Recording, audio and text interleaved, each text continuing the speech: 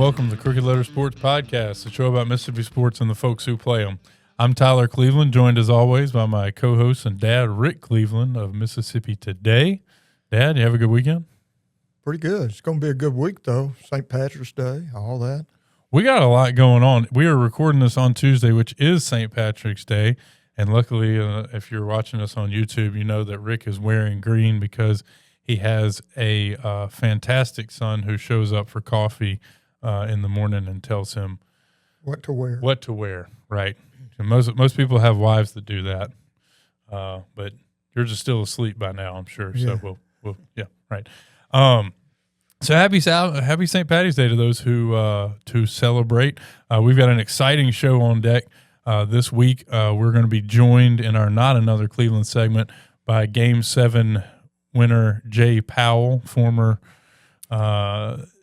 Major League player, former Mississippi State Bulldog, current Mississippi State radio analyst. He does such a good job with it. So excited to talk to Jay again. Yeah, guy knows baseball. He does. He knows Mississippi baseball too, which is why he is the perfect guest for our show. Got a couple of things I want to get into first, Dad, if you don't mind. It's kind of a grab bag today with our big idea. To start with, I want to talk about a little bit about the Players Championship over the weekend because I know you watched a lot of it. I watched a lot of it. And, I mean, other than Cameron Young's incredible finish there, just the cojones on this guy to do what he did on the 18th hole with a one-stroke lead at Sawgrass was pretty impressive. Coming to the 18th hole, what is it, 500-yard par 4 with water all the way down the left. Just inviting you right in. And he steps up there and hits the longest drive of the week. For any player in any round. Any player. 375 yards right down the gut. Yeah. Big time. I know. I'm laying up. I'm going to go ahead and tell you. I'm trying to make par there and get out of there. But he didn't. He made birdie. It was a fantastic performance for him. And I'd tell you what it did for me is it wet my beak. Yeah, you won't. I'm very excited about the upcoming majors, including the one that is now 1 month away at Augusta National. I'm ready too. Yeah. Can't wait to talk to our buddy Randy Watkins about that. We'll have to cajole him to get back in here and talk to us about it. Dad, the other big news from over the weekend, the Ole Miss women secured, they accepted their 5th bid in a row to play in the NCAA women's basketball tournament. We were talking about it this morning. I remember a time not so long ago, I guess it was 2018, 17, the 17-18 season was Coach Joe's first season, and Ole Miss did not win an SEC game that year. 0-14 they were in the SEC, and now they've been to they've won 125 games over the past 5 years, and have their 5th straight NCAA bid. So, yeah. Do you remember a women's coach in Mississippi outside of Vic Schaefer who's done anything like that? Well, my good friend Van Chancellor had a hell of a run at Ole Miss too. Yeah. So, yeah. But she brought it back. And was the best quote in Mississippi history too. Oh, really? Yeah, he was something now. Well, congratulations to Coach Yo for bringing it back.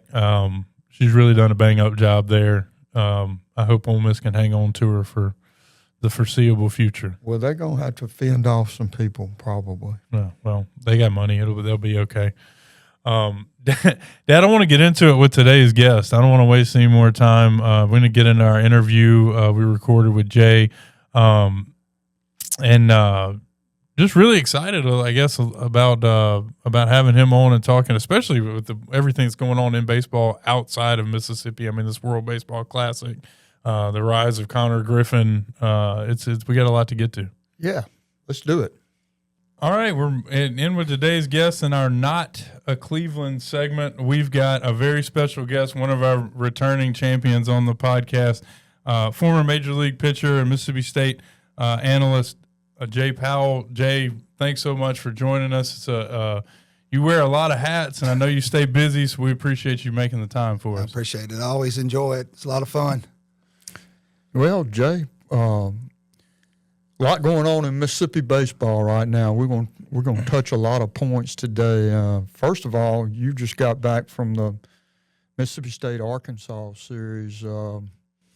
Seemed to me, just listening to it and following it, that they might have let at least one, maybe two, get away. Yeah, it's of course that's a tough place to play. But the game one, they hit the home run and tied it, and then the kid hits a home run who was hitting 188, and I just got it out of my voice, out of my mouth. Talking to Neil, I said, it was a 3-2 count. I said, you can't walk him to lead off the bottom of the ninth inning in a tie game. The guy's hit 188, and he hits one about 7,000 feet. So, that was, but, still, at that point, I still think that's the right thing. You can't walk the guy. Yeah. And he went at him and challenged him, and, he hit it. But, yeah, it's, anytime you get in these close games like that, I always say the advantage swings big time to the home team. And I felt like if State would tell you anything, that Friday night, I think they left 12 guys on base. And they had some opportunities to really kind of extend, get a lead and extend it a little bit earlier, and they just couldn't get that big hit. But look, one thing Arkansas always has is pitching. They always have pitching, and it's just they bring them out of that bullpen, and everybody says get through the starter and get in the bullpen. I don't know if you want to do that with Arkansas. You literally probably have a better luck of scoring off those starters. That bullpen is probably one of the best in the country. Yeah. Tyler and I have been talking each week about Mississippi baseball, and I have commented that I think all three of our big teams could have what it takes to get to Omaha, and possibly, if they get hot, win it all. Yep. You agree? Oh, yeah, 100%. I think State's proven that. I think Ole Miss has proven that. I always talk when people ask me about State's national championship team, and that was a real, obviously, talented team, but it's not the best team we've taken out there. The 2019 team was really good. The group that Hunter Renfro and them was part of was really good. They had 7 or 8 big leaguers on that team. Yeah. The 19 team, though, they were – or the 21 team, excuse me, they were very close. They played together, and they got hot at the right time. And, they had Will Bednar. They had Landon Sims in the pen. And, they rolled. And that's, you get out there, especially in that format, and where Bednar could throw 2 or 3 games. And, you win, you kind of get a day off sometimes, so you give Sims a day to cycle back. So, yeah, so much of it has to do with getting hot at the right time. Yeah. And it's just, I've seen teams that are really talented that just kind of stump their toe and they can't get out of a super regional, can't get out of a regional. Mm-hmm. And Ole Miss did the same thing. They got hot, and heck, they were one of the last teams to get in the tournament. And they got hot at the right time. And Southern Miss is definitely talented enough to do it. There's no doubt about that. People, they always, when we played them last weekend, they think I'm I grew up a Southern fan. My brother-in-law played football down there and played in the NFL, so I grew up a Southern guy, of course. And as I got older, I kind of switched my allegiance a little bit. But, I've got a lot of good friends. Scott Berry was a good friend of mine. Coach Palmer was a good friend of mine. And so I've got a lot of kind of ties to that program, and they do a great job. And I know there's, I always say one thing Southern needs to do, to me, they need to have their facilities match their program. They need. I'll just say they need to get rid of the metal bleachers. And I know they're limited with apartments and their space and everything. But their program has proven to be one of the best in the countries, and I think that from a school standpoint, they need to match that. Yeah, I agree. I couldn't agree with you more. I do too, and I think if Corky were here, God rest him, he would tell you that wasn't the best team he took to Omaha. That 100%. Wasn't his best team either. Not by a long shot. They were close to 500 and won, like 27 out of 28 down the stretch or something like that. So this season, I know it's young, and all three of them kind of, we talked about it a little bit in the show open, kind of stumbled out of the gate in the first series. It just feels different when you get into conference play, particularly on the road. Southern Miss ran into some problems in Jonesboro as well. Yeah, it's tough. I saw, we always say the thing you cannot do is get swept. Right. And that's the thing that's hurt Mississippi State, I think, in the last few years is they would go somewhere and get swept. And you just, man, if you go to 1-2 is so much different than 0-3. And if you can just keep from getting swept, like and I know people are going to say that's a loser's mentality. Mm-hmm. No, that's a guy who's played 162 games, and this isn't travel ball where you're playing 5 games. It's and if you can go and you're going to have times where you don't play your best, but if you can just win 1 out of 2, and then you win your series at home, and then find you a sweep, South Carolina, somebody that's down, go in there and sweep, go on the road and win 2 out of 3. And you look up, you're 20-10 in the conference, you're 18-12, and if you're 20-10 in the SEC, you've had a phenomenal year. Oh yeah.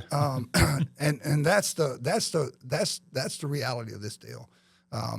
So if love to 1, 2 out of 3 out there, and I'm sure Southern's saying the same thing, but you got to protect your home field. You got to win those series, and you just cannot get swept. Yeah, and if you win a midweek game, there's a big difference in 2-2 and 1-3 in a week too. So, yeah, Ole Miss did the same thing. They got one at Texas. They got the first one, and it was a huge comeback win for them. Well, as you said last week, it was a week where Ole Miss could be a really, really good team and go 0-4, and they ended up going 1-3. But I mean, it helps to get one of them, but you can be a really good team. And Texas is really good, too. Right? Really good. Yeah. Jay, I was looking over the Mississippi State statistics this morning before we came here, and it's just incredible. The on-base percentage for the team, 445.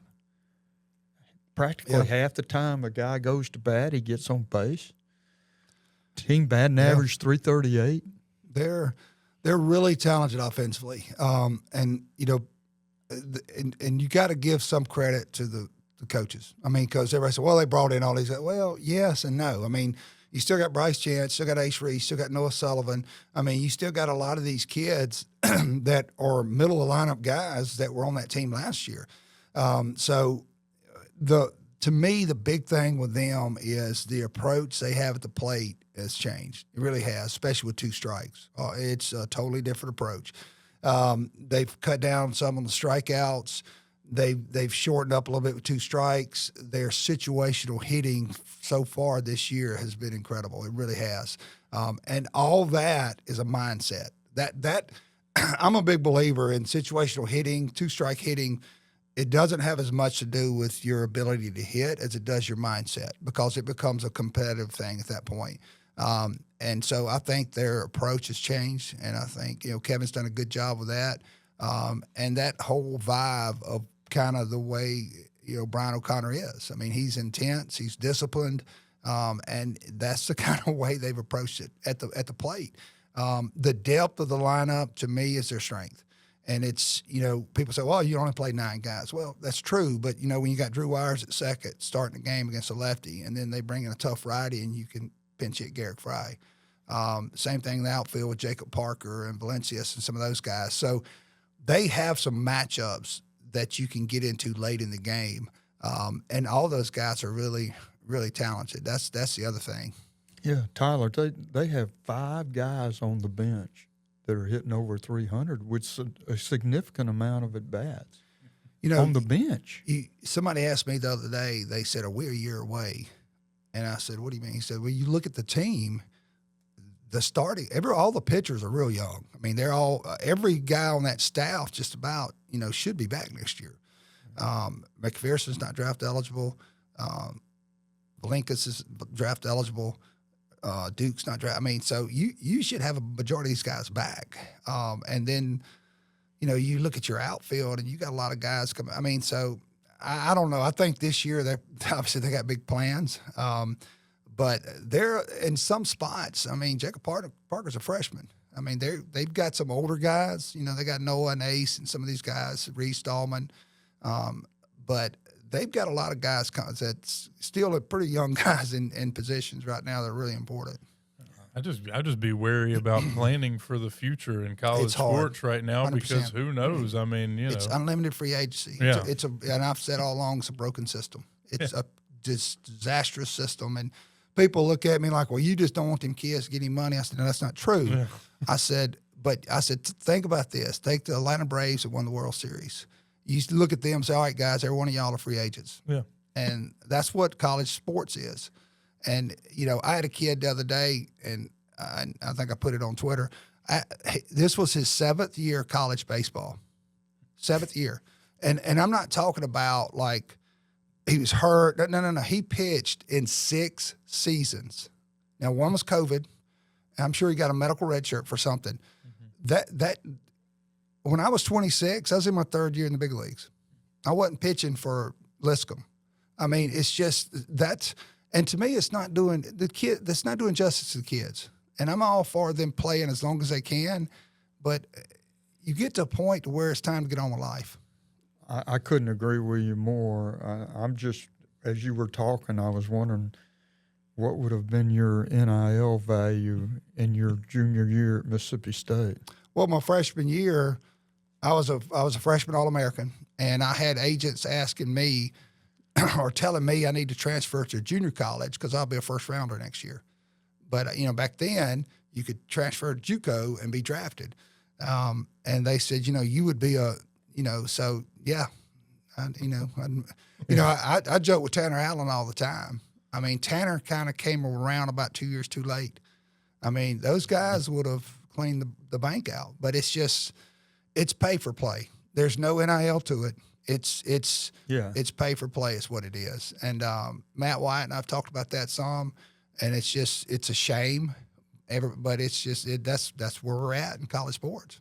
Yeah. Well, it at least Mississippi State is what I would consider a high resource baseball program as compared to Southern Miss. Yeah. Or I mean, imagine if you're at a even smaller school. I mean, Southern Miss has got guys that transferred from, South Alabama or wherever. I mean, yeah. And go right down the pecking order. I don't know. Like I said, I don't know how, unless Congress one day gets involved, I don't know how you change it. I really don't, because it's kind of like the cat's out of the bag now, and I don't see it ever going back. Yeah. Let's talk about something a little more fun. How about this World Baseball Tournament? Are you watching it? I've watched a good bit of it. Yeah, in bits and pieces. It's a lot of fun. It is a lot of fun. I always said, and when you have a do or die baseball game, it's about as good as it gets. I mean, because it's different from football where the clock's running, and it's punt, it's big whatever. But when you have a do or die baseball, every pitch, every play is do or die basically. One swing of a bat can change the whole game, and that's what they've created. And to me, this goes back when I was playing, and they were pushing to try to get the Olympics back in baseball, and the Olympic people wouldn't want anything to do with it unless we allowed pro guys to play. Well, the Olympics are in the middle of the season, so you would have to take basically 2 weeks off of the season, and from where I remember it, the MLB folks wasn't against it. It's just logistically they didn't know how to do it, because the only way you could make it work is every Olympic year you would pretty much have to shorten the season by 2 weeks, because you don't want to be playing a World Series in New York the 3rd week of November. So you would have to shorten the season by 2 weeks, and I think this is kind of a precursor to trying to figure out a way to get baseball back in the Olympics. And I'd love it. I'd love to see it. I just don't know how to work. But yeah, the WBC is a lot of fun. And people say, Italy guys it doesn't matter. Yeah. I mean, it's kind of heritage thing. And I've got a friend who lives in Austin, Texas, and coaches for the Swedish national team. I mean, it's just, it just makes a lot of fun.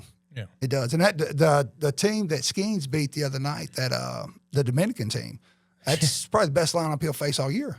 I mean, that's some good ball. They were loaded. So is that Venezuelan team. Yeah. I think, and you were talking about the players playing for teams and how there's the very loose rules about who you can play for. And I think it's got to be that way, because otherwise you're going to have 3 or 4 teams. You know what I mean? And everybody else is just kind of going to have participated. Yeah, no, I think it's good. I really do. I've enjoyed it. I watched 9 innings of Venezuela, and Italy Yeah. playing Last baseball, and I watched it, Yep. and I enjoyed it. Oh, it was fantastic baseball Yep. too. Yeah. We knew both of us knew they were going to come back. The Venezuelans going to come back and win. Yeah. And I will be watching tonight. Oh, yeah. too. Tonight will be good. Yeah, we're as our listeners know, we record this on Tuesday morning, so you will know the outcome of the game by the time we come on. But yeah, I'm looking forward to that as well. I think it's a kind of appointment viewing at this point. After, did you take? I mean, how much would you have enjoyed doing that? Participating in such. Look, back then we had a group that would go sometimes in the winter right after the World Series and play, over in Japan or somewhere. And I always wanted to do that. I mean, I played on the USA team in high school, played on it a little bit in college. It's a dream. It really is. I mean, there's nothing. I mean, to be able to represent your country on a stage like that. For a lot of these guys, you see Skeens, what he says about it. It truly is a dream, man. It's a totally different deal. And I think these guys have really embraced it. And you see the passion they kind of bring. I mean, it's not just an exhibition game. Yeah. I mean, you know that. I mean, it's a big deal for them. Yeah. We got one more thing we want to talk to you about, Jay. You were at prep coaching when Konnor Griffin came through. Are you even surprised at what he's doing? Surprised, no, because I guess I know the kid and I know what kind of kid he is and kind of his mindset. But honestly, I thought there would be some adjustment. I mean, like everybody has. I mean, he's an 18-year-old kid that has to swing a wood bat for the first time in his life. Yeah. But if you saw the difference from year 1 to 2 of his body, that's where, to me, he made the jump. I mean, a kid gained probably 25 pounds of muscle. And, if you remember in high school, he was a lanky kind of kid. He was strong, but he put on that weight that he needed to put on. And he did it over the course of about 18 months. And I saw last offseason kind of like he looked like a different player. And I think that extra muscle allowed him to handle the wood bat better. And it allowed him to stay strong and stay healthy through the season. But, yeah, I mean, I thought there would be an adjustment period like all guys. But knowing the kid like I know him, it doesn't surprise me. I mean, he's one of one. If you were the GM of the Pittsburgh Pirates, would you start him on opening day? Well, I'm his old high school coach, so I'd definitely start him opening day. But honestly, probably not because and I say this as Connor's fan, so to speak, what I don't want to see happen to Konnor, what happened to Jackson Holiday. Go up, struggle, go down. Go up, struggle. I mean, to me, a guy like Konnor Griffin, when he gets there, he's there. And you pencil him in, whether it's shortstop or center field, and you pat him on the back and you say, go get him. We want to look up in 20 years, and you've been here for 20 years playing shortstop for the Pittsburgh Pirates. And I just think from that standpoint, they need to make sure he's ready. So if that means, and I don't even know about going to AAA, even go back to AA, or, just get a few more bats, or that way when you come up there, you have a lot of confidence. You're feeling good. But, I mean, there's a lot of argument to be made. He can obviously handle it defensively. I mean, if he went to the big leagues right now and started, you're not going to lose anything defensively. You know that. You're going to hit him 8th probably or 9th, whatever, and he's going to probably hit you 20, 25 home runs, steal you 25, 30 bases. He may hit 240. He may hit 230 his first year. Strike out too much. But he's 19 years old in the major leagues. So, I mean, you start looking at it and thinking, okay, well, if that's so, I mean, there's a lot of guys doing that now in the big league. So if that's kind of his floor, then we can deal with that his rookie year.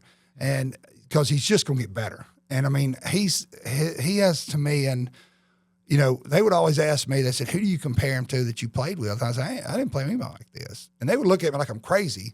But I said, look, I played with a lot of Hall of Fame. I played with Alex Rodriguez, played with Jeff Bagwell, played with Craig Biggio, Larry Walker. I've played with a lot of Hall of Fame baseball players. I said, I have never in my life played with an athlete like that.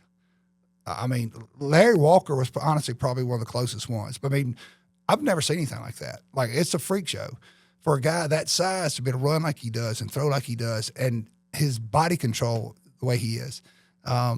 And so I said, does that, and I would tell him, so that means he's going to be a Hall of Famer? No. But from a skill standpoint, I've never seen anything like it. I mean, and that's the truth. I mean, it's. When I saw him at 17, he was the damnedest thing I've ever seen. Yeah. When I saw him at 12, he's like that. And he could be pitching right now, too. 100%. He would have been a first. I firmly believe if he had said his junior year, I'm not hitting anymore, I want to pitch, he'd been a first rounder as a pitcher. I mean, because he asked me one day, he said, you think I can hit 100 miles per hour? And I said, probably. And he said, well, I want to do it my senior year. I said, we're not going to do that. And he looked at me. I said, Konnor, my goal for you is to get you out of here healthy and you be somebody else's problem. And he kind of laughed. I said, but we're going to do what we need to do to make you a great pitcher. But my number one goal is just let's stay healthy. Like, pitching is not going to be your thing. And I remember the last game he pitched against PCS, I got in the dugout, and after we warmed up, and Heavy, the head coach, asked me, he said, how do you look? I said, I'm going to be honest with you, man. I said, he don't look, I mean, he's Konnor. I said, but it's not what we usually see. And he said, really? I said, yeah. I said, it's late in the year. He's hot. He's tired. He's been playing every day. And I said, I just don't think he has the velo he normally does. He went out there. His first pitch was 97. And Heavy looked over at me. I said, I mean, I've been wrong before. But he's just, I'm telling you, the kid is just geared differently, and he's wired differently. And he got married this offseason, which, I was married at 21 and my wife was 20. And me and my wife both told he and his wife that it's just supposed to be the best part of your life. And for me, I wasn't a go-out guy. I wasn't a party guy. So I needed my wife with me, and for Konnor, I think it's only going to help him because they're both they're grounded, they're young, but, it's just, it fits his personality. I mean, he's that type of guy. He's a great kid. He really is. We've had him on this program before. He's something. Well, Jay, we really appreciate you coming in and doing this for us. Anytime. We'll be asking you back sometime. I you might want to tell everybody about the Chatham Anglers. Oh, yeah. It's our well, it's not mine, but I've gone up there a few summers and coached. It's a collegiate summer league in the Cape Cod. So it's Chatham. It's on the Cape. It's not a bad place to spend the summer. We have a little trainer that was up there, and one day she asked me, and Dennis Cook is our head coach, who was an old teammate of mine, and she said, hey, I need to talk to the team. And we said, okay, what's that? She said, well, we got a heat warning today, heat advisory. I said, are you serious? She goes, yeah. She said, they got to make sure they drink water. They got to make sure they do this. And so and the dentist from Texas. Now I'm from Mississippi. So we're looking at her like, are you sure you really want to do this? I mean, half this team's from the South and the West Coast. And so she said, we have to, And I looked on my phone, and it was 88, and it was a heat advisory.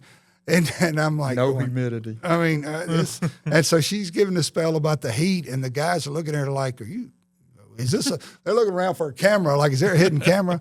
But, the weather's great. And it's we have 4 or 5 kids from state on there, and I get to know a lot of the kids, and you really kind of form a relationship with them. And I still, like the kid from Oklahoma, Cam Johnson, their Friday night guy.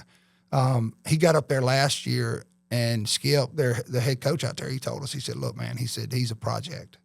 Like, he is a project. He's 6'3", throws 97, 98, and was the number 1 recruit out of high school, went to LSU, transferred to Oklahoma. He was Connor's recruiting class. And we spent the whole summer, he and I, just talking. The skill was there. And there was very few things we had to do mechanically, but it was up here. And so watching him now be there Friday, I mean, he went through 10 innings to being their Friday night guy. Look, a lot of it's what's happened, I know that, but you get to know these kids, you get invested in them. And, for me, it's a lot of fun because now, you just have these relationships with guys. I texted him the other day after a couple of his outings, and you look around, you got him at Georgia and Vanderbilt, and kind of all over. So that part of it's really fun for me. You'll pull for him every game but one, right? That's right. That's right. And it's just a lot of fun up there to have those kids, and because you're working with kids that have a lot of talent, that makes it a lot of fun. Well, they're fortunate to have a coach who's got the experience you do, Jay. Thanks again for coming in, buddy. Absolutely enjoyed it. Thanks again to Jay for joining us. He's such a fantastic interview, Dad. But it's time to get to this week's Blitz. Can't wait to hear what you have to say about it, Dad. Give me your predicted winner off the top for the NCAA basketball tournament. Well, I would have said Florida, but then I watched them play in the SEC semifinals against Vanderbilt. I'm going to go with wild card. I'm going to go with Arkansas. Yeah, I just think it's going to be Arizona. They have been so good all year. Arkansas is a really good basketball team. I'd love to see a team from the SEC push. I also think that Florida game, they might not have been as motivated as they could have been, seeing as how they probably locked up all they can lock up. No doubt. Dad, we're recording this on St. Patty's Day. As we mentioned earlier, the parade is not in Jackson here is not until next Saturday, I guess the 28th. Listeners may know, long-time listeners may know, we have a history of the parade. I've been in it every year since I was 4 in our Otuck Society. Just kind of want to get your take on it. What's your favorite thing about the parade and how it's changed over the years? I think my favorite thing about it is it tells us spring is here. Yeah. You know, we're finally out of winter. We're going. It's my favorite time of the year. Yeah. Well, sometimes I will say there's been some years where we were still in winter, and there's been other years where we had skipped spring altogether and gone straight to the summer, which you can really tell when you're wearing a tuxedo with a sash and everything. Yeah, walking down Capitol Street at noontime. Yeah. Yeah. I love an excuse to dress up like an idiot and walk down Capitol Street. Makes me happy. And it certainly is really good for not only the community, but all of the charities that it raises money for. You're right. I mean, it's our buddies Hal, who's no longer with us, and Malcolm White have done Jackson right. Yeah. Got to give a shout out to Zeta, Malcolm's daughter. She's big into the planning these days. And if you are attending the parade next weekend, please don't shoot each other. We would really like to enjoy. It'd be great if you could just not do that. Dad, moving on. We talked about a little bit about the World Baseball Classic. I wanted to tell you the quote from Ronald Acuna about how much it means to him. He said he loves Atlanta and he loves playing in Major League Baseball, but this is the pinnacle of his career. Watching the games, I believe him. Yeah, that's what makes the tournament so much fun. Is that the games really, really matter. I mean, you can and watching the game, you can absolutely tell. And every year, I'd say, I'm so excited about the World Baseball Classic, and I get a couple of crazy looks. It's like, well, college baseball has already started. It's spring training. There's so much going on in baseball already. And then we get to like the quarterfinals, semifinals, and championship, and everybody's locked in.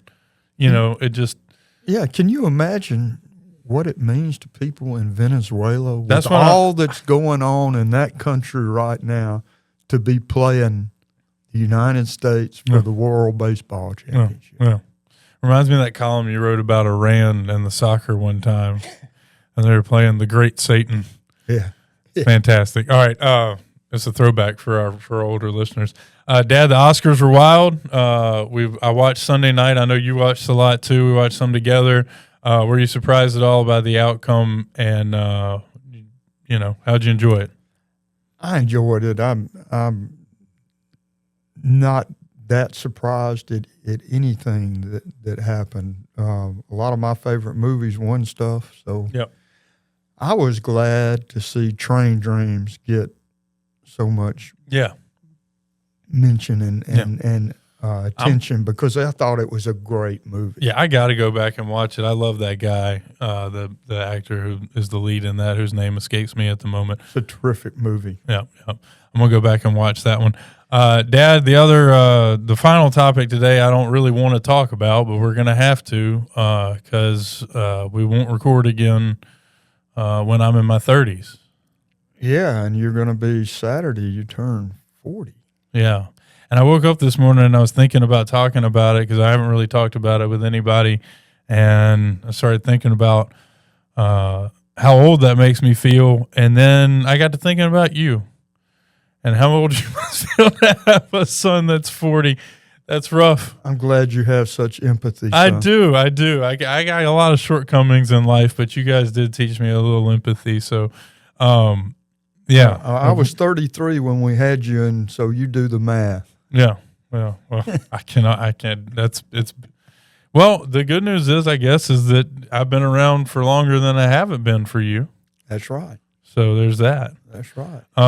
But looking forward to the weekend, getting to see Annie and spending time with you and Mom this weekend. So really excited about it. Yeah, we're gonna celebrate in our favorite city. Yeah, we're going to New Orleans and we're going to eat well. That's right. We do that no matter where we are, but we're definitely going to do it this weekend. So appreciate that. All our listeners, thanks so much for tuning in wherever you get your podcasts.